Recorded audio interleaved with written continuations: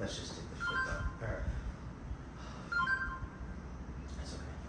Hello, Leonard. How are you today? I'm okay. As good as I can be for a situation. Okay.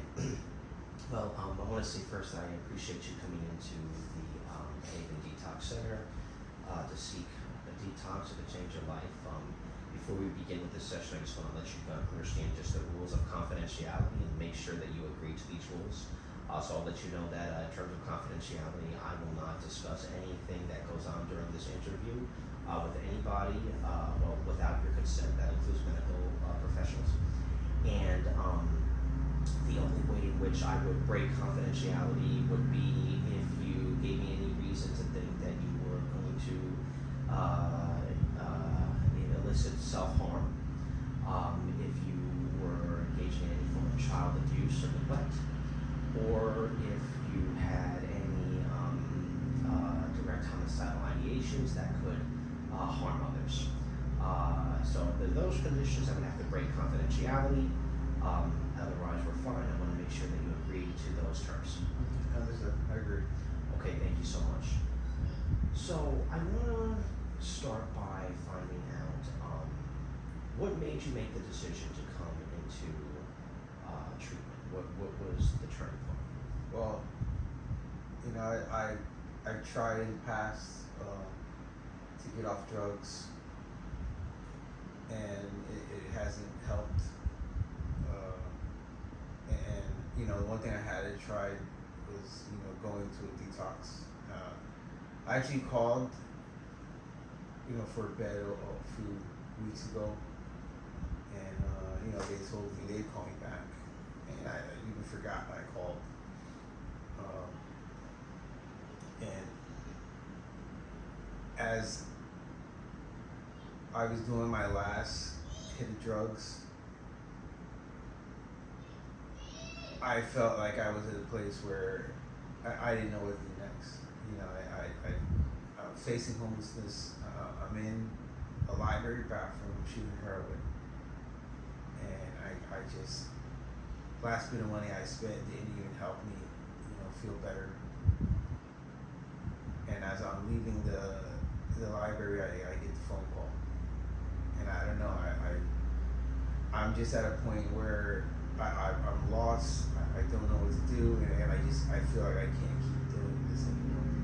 So the phone call was almost like, I don't know. I don't even know how to explain it, but yeah, I'm here. I need help. I never tried this route before, so I'm here. Well, I'm glad that you came here seeking help, and I think that you made the right decision. Essentially, there are two approaches that I want to take. I want to try to give you a form of CBT, cognitive behavioral therapy, and that basically kind of allows you to be able to point the faults and kind of weigh the pros and cons of that behavior, the behavior of substance abuse, and the benefits of moving forward, and allow you to recognize what was your motivation for change. Then I want to actually do motivational therapy, where essentially the idea is that you'll be able to find the motivation within yourself to move forward and achieve a life of sobriety, living a different way than what you were living. The key here is you recognizing those factors. So I want to start first with right now, what is your primary motivation to change? What do you think led you to change? There would be a person, a place, something like that led you to change. Well, I think if we're looking at it in that way, I would believe my daughter would probably be my biggest motivational factor. I really believe if it wasn't for her, like I would have gone a lot deeper and darker into drugs than I have, and I'm already pretty deep and dark into it. But I think the memories of when I was sober with my daughter and wanting to have that back again is a big factor motivating me.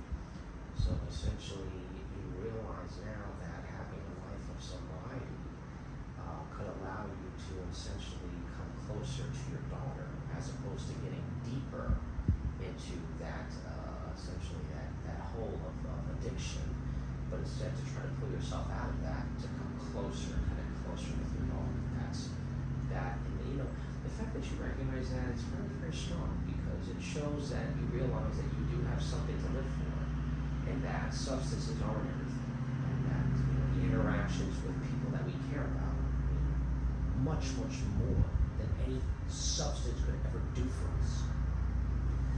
I think that's great. I want to ask you too. So along with that, what do you think could be some pros, like some positive things that could come with sobriety? Well, for starters, not having to wake up in a panic. How I'm gonna get money to get high, or not even get high, just to be functional. It's peace. It's. I don't know. I know it can't be like any worse than where I was going. I know it has to get better. It is. So I think anyway, it has to get better as long as I stay sober. Because there's hope. There absolutely is hope. Yeah, I'm really glad that you recognize that, because what it shows me is that you realize that it couldn't be worse than what it was. Where you were going, that path, you know that can only get worse. So you can't get, more or less that couldn't, from where you were. But now, though, you have an opportunity to kind of renew your life, and you have now a renewed sense of purpose. Remember this: everything in life, life is a battle. It is a battle, but there are always those high points. And I know, like right now, you're gonna go through a little bit of like yin and yang with, kind of, maybe going back and forth with cravings, but that will go away with time. And the key to maintaining sobriety is having something to replace that with. Family is a key thing, because they can act as a support system. They can give you kind of, people to lean on, and people that you can discuss what it is that you're going through without judging you, because they already know who you are, and they already know what your strong and weak points are. What do you think would be so let me ask you this, cons, let's look at some cons. What do you think would be some of the negative factors that could come, maybe to cause relapse or something like that? Negative factors of the relapse.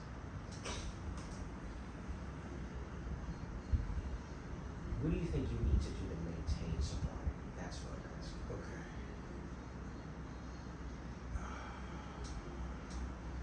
I think, like you said, I need to learn how to replace the drugs with something. I think just feeling hope. I haven't felt hope in so long. And like I feel hope now.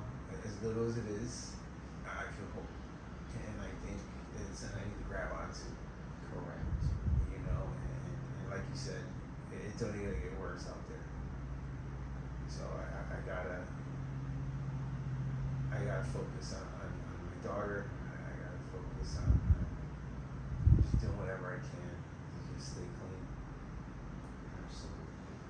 Giving yourself to the program is a very big thing, and the fact that you recognize that there is hope, it shows that you see that there is light at the end of the tunnel, and you need to utilize that, getting closer and closer to that light until you finally have extinguished this. Hard work always pays off, no matter what it is that we do. Hard working will pay off at something. Okay, well, we don't know the future, but we know where the past was, and now that you know how bad that's gone, and where you want to be in the future, that right there is a motivational tool that you'll be able to use to kind of steer yourself in the right direction. So I want to make two suggestions moving forward for the future So the first thing is that I think that you're going to benefit from 12-step facilitation. 12-step facilitation is basically, I know that you're still new to the system, but the idea is that it will allow you to be able to engage with others who have experienced what you've experienced in terms of going through the cycles of addiction, the detox, finding to get the money to get it.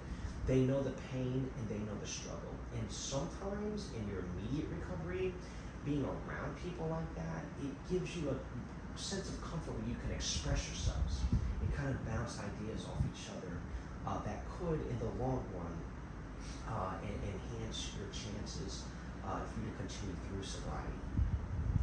The other thing that I want to do is we're going to go through what is essentially a reward system. This is another thing that I want to go through in our next session, because I want you to understand that when you do good and you do good to yourself, you get rewards out of it, and I want you to see that those rewards come from healthy living. Sober living, nothing can replace sober living. When you do the drugs, you feel like that immediate high, and you think of that instance that immediate high is like, giving you this euphoric feeling. But you can get those same euphoric feelings from everyday living and everyday activities. You just have to go through sobriety for a little bit to regain that part of yourself, that emotional connection to just life and just living, drug-free. Nothing comes better than that. So I think that's what we're going to focus going forward. Okay. What did you get out of this session? I got that there's other ways to live, and that if I put the work in now, then something will be better later. Absolutely. And also you have others to live for, and you have yourself to live for. Those are key, very important things that, and we're going to work through those things as we go on into future sessions. Our next scheduled date is going to be in about a week and a half from now. So let's kind of work towards that time. I know that you're taking the meds right now that they're giving you to kind of keep some of the more intense withdrawal symptoms at bay. Just follow through the charts. We have a team here at this facility that can help you until we have our next session. When we have our next session, you'll be a little bit more, some of those harder symptoms will subside, and then we can kind of get into some of those deeper things that I was just speaking about. Okay. Sounds good. Thank you so much. Thanks, Doctor. Thank you.